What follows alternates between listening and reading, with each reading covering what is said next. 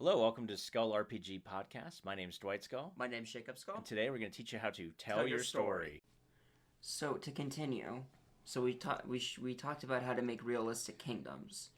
The next thing that you would need in a kingdom is the cities. How would you make realistic cities? Yeah, and to be fair, realistic kind of fantasy city might be what we focus on. But So what I would do is I would start. Nice thing is D&D, at least 3.5, had some really good helpful resources on saying a thorp, which is like 40 people or less, is different than a village, which I think was like 100 people or less, which is different than like a small town, which was, I don't remember, 300 people or less. And they kept describing things around the number of people in an area. So you and I live in a city of roughly 3 million people, I think. I think the city proper is only around 2 million or something, but we live in a place that's roughly 2 million people. That means that when we go out, there's typically, when we're outside of a COVID time period, but, back in 2019 when the world was saner, there was places open to eat at all hours. Yes. You may not have wanted to eat there at 3 a.m. because of the clientele, but you could go get food 24 hours a day. Grocery stores, many of them, most of them actually were open 24 hours a day. Convenience stores open 24 hours a day.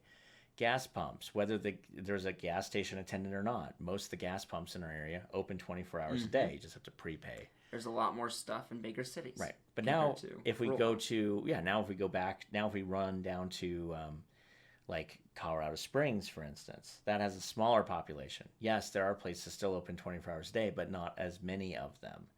But then if you go to the small town up in the mountains of Colorado where my wife grew up, back in the 90s, the grocery store was closed on the weekends. The grocery store shut down at 7 p.m. The only thing open 24 hours was like a Burger King or something they just recently put in. So if you hurt yourself and needed medical attention, you better hope that somebody can drive you, or you can drive three towns down, because that's the nearest hospital. You might need to drive an hour or two to find a place that's open in order to help you.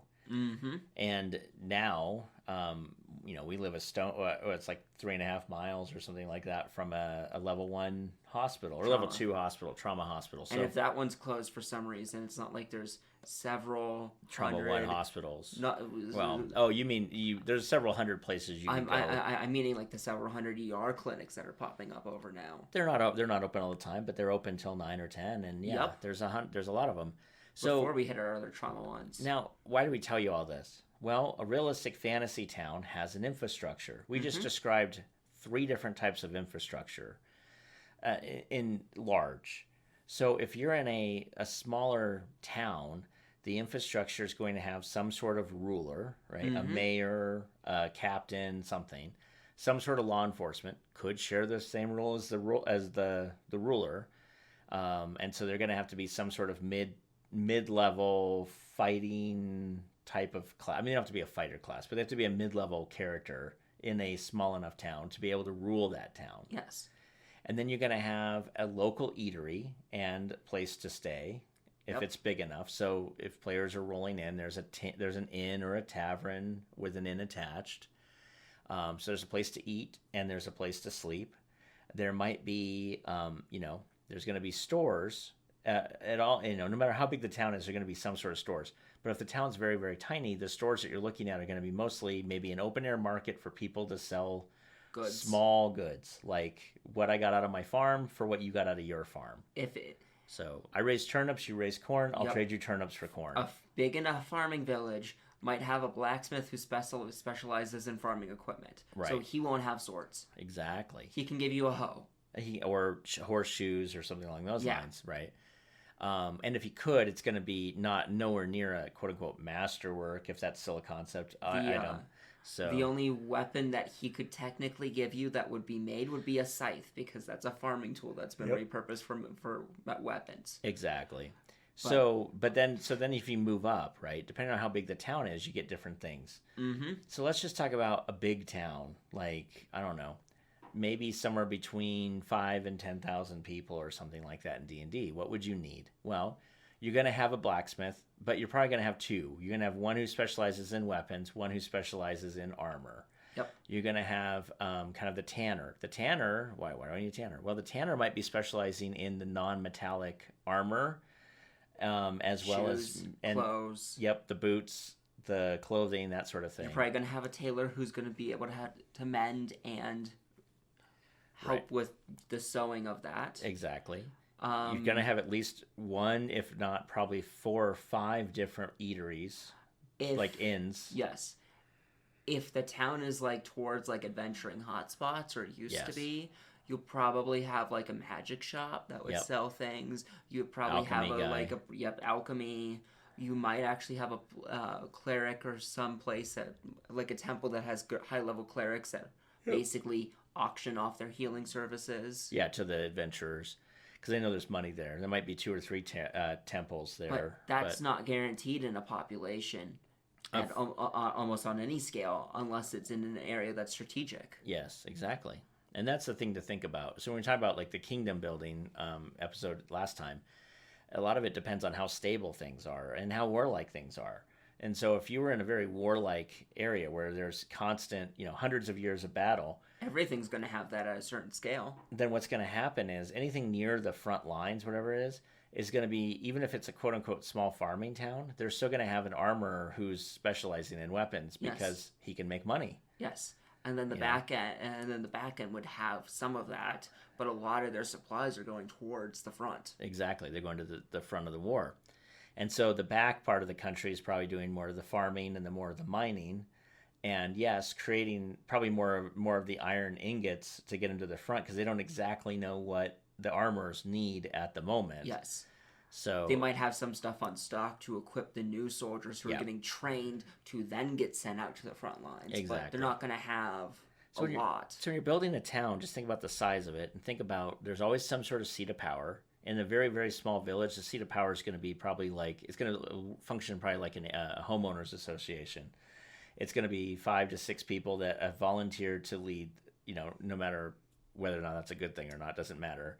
But there's going to be like a town council.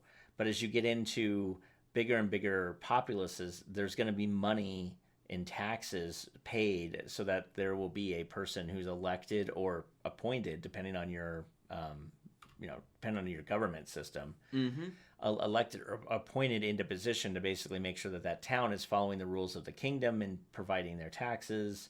Because at the end of the day, that's what the kingdom needs more than anything else, is a local ruler who will tax the population appropriately, i.e. they get their cut, and they might get more than their cut, but the kingdom's going to get their cut, and then make sure that if the kingdom needs something, then that town is willing to do something about it. And as much as they can.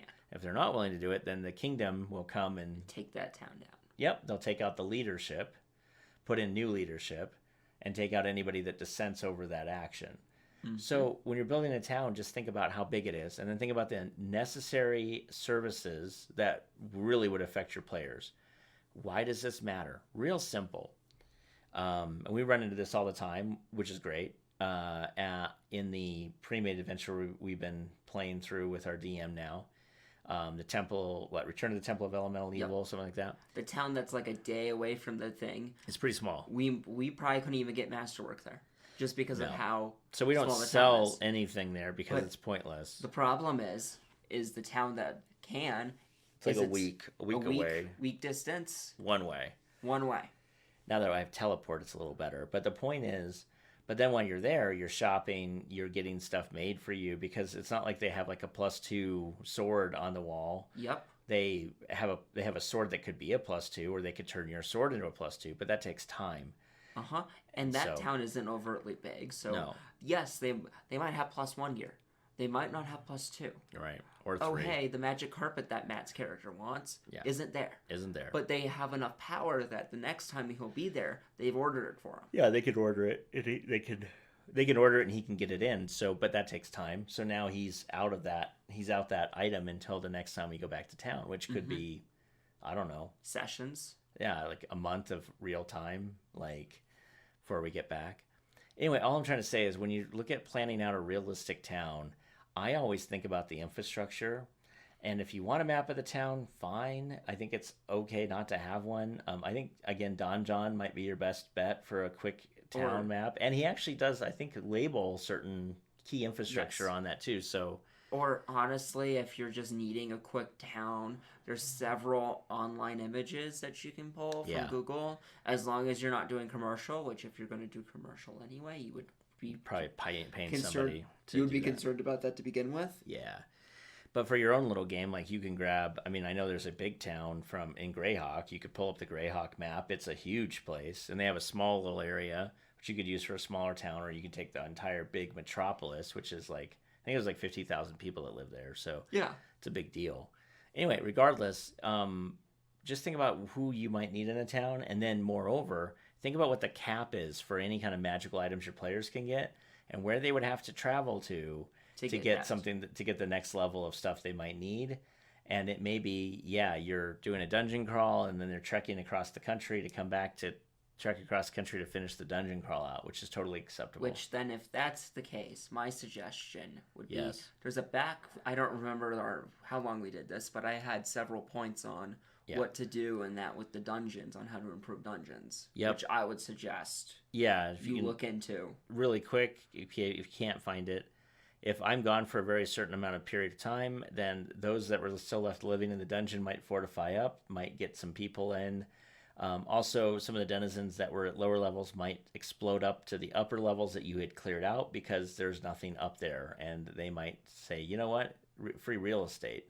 Is the front of the dungeon a cave? Well, maybe a bear finally took residence because they've been gone for so long. Exactly. Or in our case, in the last time we walked into this room, an elder earth elemental, which almost killed somebody, which was fantastic. Great. So really made us think about things, because we were down a lot of resources. Yep, exactly. But that said, we will see you in the next episode. Hey, thanks for listening. And for more resources, please go to skullrpg.com.